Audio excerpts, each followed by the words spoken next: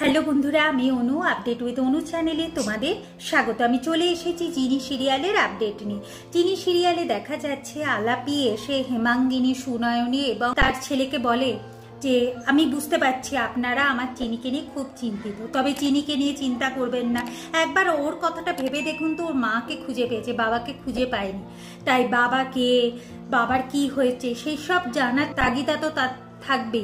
তবে আমি যাওয়ার আগে বুঝিয়ে যাব চিনি যেন ওইসব ছেড়ে নিজের সংসারে মন দেয়, যেন ভালো থাকে, যেন সামনের দিকে এগিয়ে যায়, অতীত নিয়ে যেন না পড়ে থাকে। হেমাঙ্গিনী এখন আলাপিকে বলে তুমি যদি এটা বুঝিয়ে যেতে পারো আলাপি, খুব ভালো হয়। আলাপি বলে আমার মেয়েটাকে আপনারা সবাই একটু দেখে রাখবেন। হেমাঙ্গিনী কথা দেয় যে হ্যাঁ, চিনিকে তারা দেখে রাখবে। অন্যদিকে দেখা যাচ্ছে যে দ্রোণ আর চিনির ভালোই ফুলসজ্জা কাটে। তারা প্ল্যান করে যে তাদের ছোট্ট দ্রোণ আসবে না ছোট্ট চিনি আসবে, তাদের কি নাম রাখা হবে এইসব নিয়ে তাদের কথাবার্তা চলছে।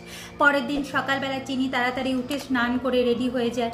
দ্রোণকে যেতে হবে তার শাশুড়ি মাকে স্টেশনে পৌঁছাতে। ঠিক সেই সময় দ্রোণ চিনি একটা সুন্দর সময় কাটিয়ে ফেলে। এরপর আলাপির কাশি যাওয়ার সময় হয়ে এসেছে। যাওয়ার আগে বড়দের প্রণাম করে আর অনুমতি নিয়ে বেরোবে, কিন্তু চিনি খুব কান্নাকাটি করতে থাকে। তবে তার মা বলে যে তোর সাথে আমার খুব তাড়াতাড়ি দেখা হবে, কোনো নাতি নাতনি হলেই তো আমায় আসতে হবে যে মা। অন্তরা বলে চিনি তোর উপরই নির্ভর করছে, তোর মা কখন এখানে ফিরে আসে। আর অন্তরাকে বলে আমার মেয়েকে আগের মতো একটু আগলে রাখবেন। এরপর দ্রোণ আর চিনি মিলে তার মাকে স্টেশনে পৌঁছাতে যায়। যেতে যেতে চিনির চোখে পড়ে দেওয়ালে একটা পোস্টার, মানে রাস্তার দেওয়াল।